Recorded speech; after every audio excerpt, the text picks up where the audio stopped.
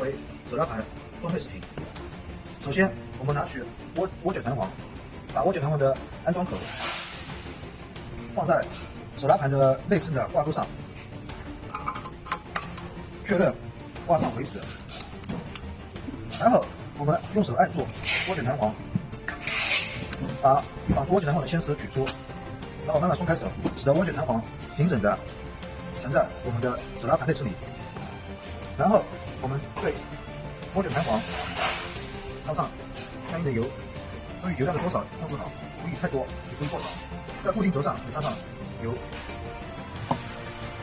然后我们把装备好拉绳的胶盘放入固定轴内，放入固定轴之后，使拉盘旋转逆时针旋转一圈，使得我们的胶盘确认挂钩在涡卷弹簧上。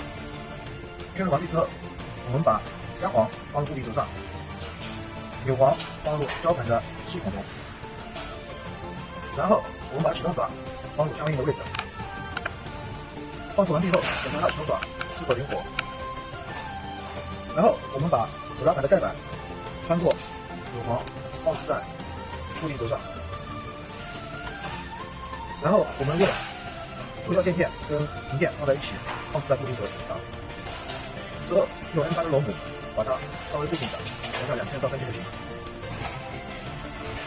手拉盘的大致安装的半成品就如此。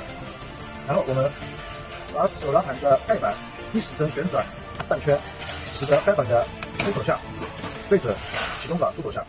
对准完毕之后，一定要用手压下盖板，把盖板压到位，压到压不动为止。然后用气动扳手把 N8螺母打紧。打紧完成之后，我们旋转一下盖板，看一下启动爪能否正常的伸出，有没有卡顿。